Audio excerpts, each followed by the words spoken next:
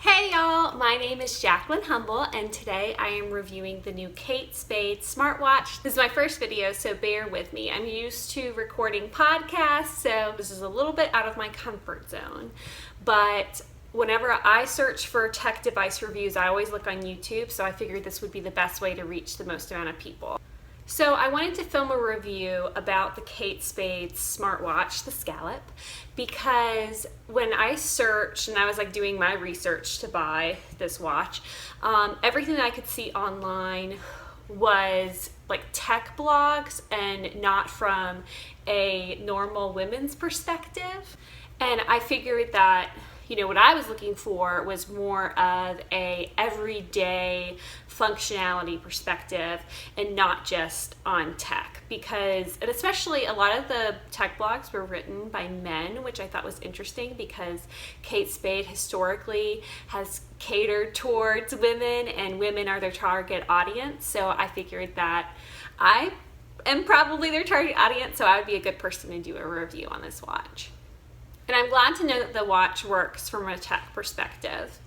But let's be honest, if I want to watch purely based on the technical side, then I would probably be buying it from Amazon or Apple or Fitbit, and not from a fashion company. The reason why I went to buy the smartwatch from Kate Spade is because I value both the functional side and the style side. So I figured what better company than to look at than Kate Spade, because I love their brand. Also, they've always been on the forefront of tech, even though they have been a fashion company. If you think back to all the phone cases that they used to make, I know I owned them. They've always made tech accessories, so it makes sense that they're now digging into the tech world. The Scallop runs on Google OS, so I was pretty confident that it would work from the technical side. And then, of course, having Kate Spade being the one who makes the watch, I knew that it was going to be really cute and really functional and that it would wear well. I've owned quite a few regular Kate Spade watches, and this is my first smartwatch that I've ever owned. The only other wearable device that I've owned have been Fitbits. So top questions that I've gotten about the watch, I posted on my Instagram stories. If you want to follow me, it's at Jacqueline Humble. I posted on my Instagram stories that I had gotten the new Kate Spade smartwatch, and I asked what kinds of things people would want to know about it. One of the top questions was how does it work with Apple products, and then also how does it compare to an Apple Watch, because Apple Watches are probably the most mainstream wearable tech on the market.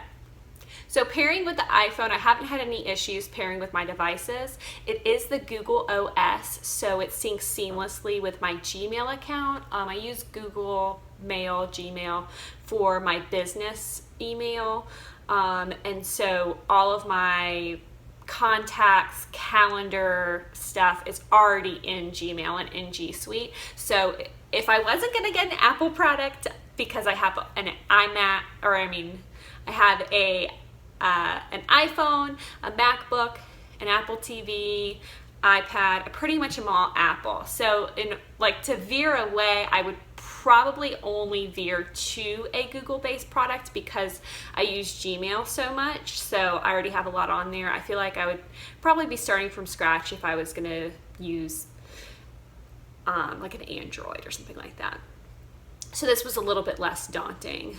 So pairing with the iPhone, I haven't had any issues. I have not synced my texting to it, though it does alert me when I get phone calls. It only has a mic, no speaker, so I can't take the calls on it, but it does prompt me to then go find my phone and pick up the phone call. But I probably wouldn't want to be talking on my watch anyway, because if I was in public or whatever, I don't know. I feel like that would be kind of weird to have it on speakerphone automatically, and I would want to at least warn people that they were on speaker. And my iMessaging is messed up, so that's why I haven't connected my texting to it. I read that you can only read the text from iMessage and that you can't respond, so definitely do your homework if that's something that you're very interested in. Because I haven't really played around with that functionality, but it's not something that was really important to me. Phone calls and alerts and stuff like that are more important. If I'm waiting for a text message, I'm probably going to have my phone and looking at it. anyway, and like, who wants to type on this little screen? Not me. The things that I love about the watch, my favorite thing is probably the different watch faces that you can choose from. My favorite watch face is called the Core Digital face, and I'll try to insert footage of that here.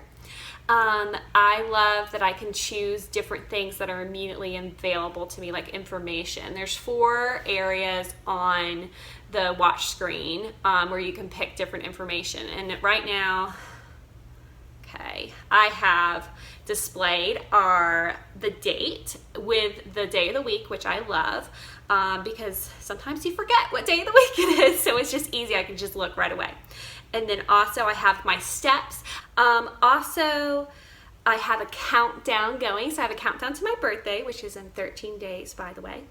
And at the bottom, I have the weather. And so it not only does the degrees, like it's 85 degrees Fahrenheit outside, but it also says partly cloudy. So I like that I can see if it's rainy, stuff like that. And you can, those are totally customizable. You can change what information it displays, and that is just available by tapping my screen and it just pops up. Or if you kind of flick your wrist a certain way, it gestures it to wake up. So I absolutely love that. Another really cute watch screen, home screen, whatever you want to call it, is the daisy. And the daisy actually like counts down. Like the pedals kind of go away depending on how many steps that you take that day. So it's like a very infographic, visible Fitbit, if you will. And I just think that's adorable and really cute. And there's some other really cute ones. Like there's a taxi cab.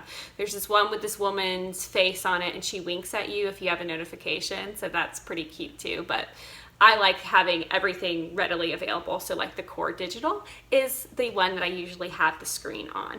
And kind of as a disclaimer, I've only had this watch like 2 weeks. So I'm pretty new into it, but I feel like I have a good enough grip to post a review. Also, if you tap while I'm talking about my Core Digital screen, when you tap the weather, it shows more information like the percent chance of rain, the wind, chill, and then also like a forecast 4 days out. So that's kind of nice. And that's using the weather app.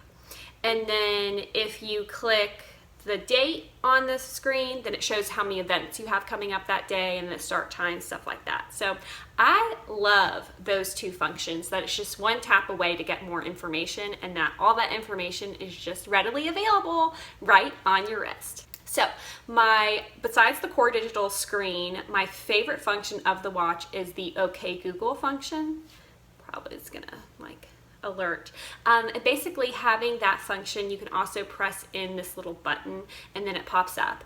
And then you can speak into the mic and ask it to set a timer. You can ask it pretty much anything that you want the watch to do. So it's very similar to like a Alexa.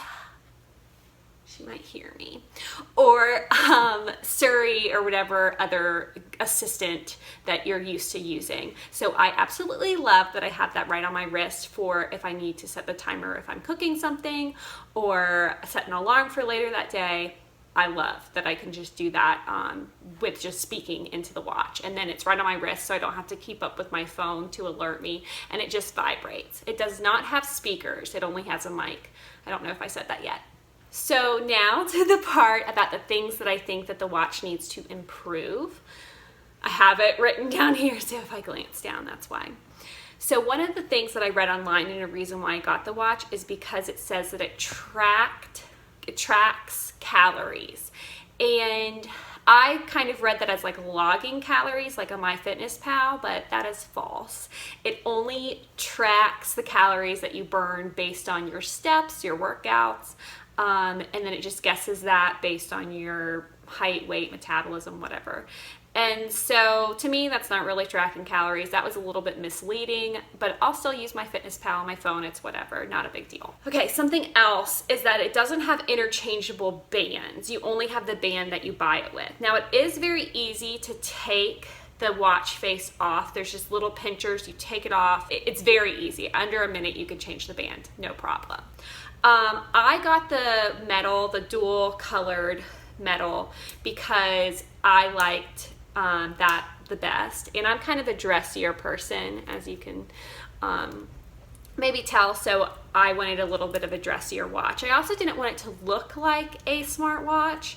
I just wanted it to look like a regular watch. And the price was great because the price was pretty much the same price that I've paid for other Kate Spade watches. And as you can see, I mean, it fits pretty easily under my sleeve. It only sits up a little bit more than a regular watch. So as far as the aesthetics, it's great.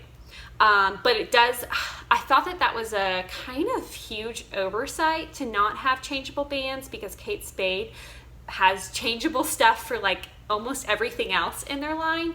So I kind of suspect that the reason why they maybe don't have changeable bands at the moment, because I'm not sure if they're like in a contract with Apple that they can't make any other changeable smartwatch bands as long as they're making them for Apple Watch. That's purely speculating. I don't know anyone that works at Kate Spade.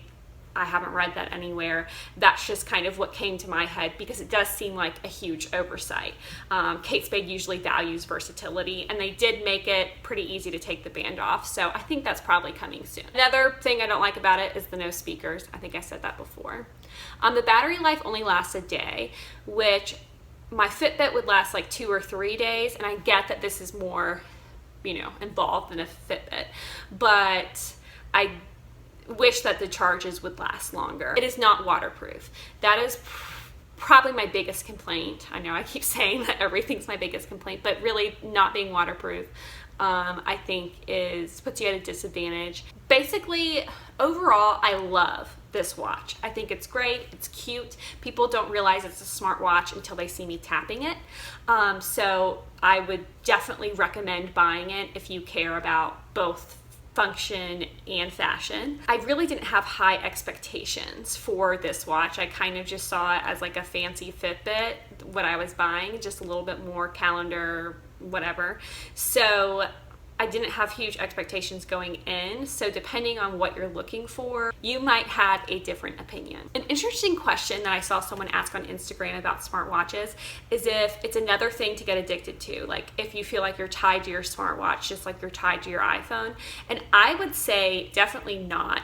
It almost helps me not be on my phone as much because I have a lot of information available on my wrist, so I don't have to check my phone, and then I'm not tempted to like check the weather and then all of a sudden I open up Instagram and then 15 minutes later I am productive. So to me, it's like it kind of takes that temptation away, and it makes you not as tied to your phone because you can get some alerts on your watch. So I would say definitely not something else to be addicted to, though now I don't want to live without it, but that's probably just more about kind of being spoiled, I guess, not addiction. And one of the main reasons why I chose this watch rather than getting an Apple Watch, because it is about the same price. I thought that Apple Watches were way more expensive, but they have some models now that are in like the $300 range, which is what the metal watch was like $295.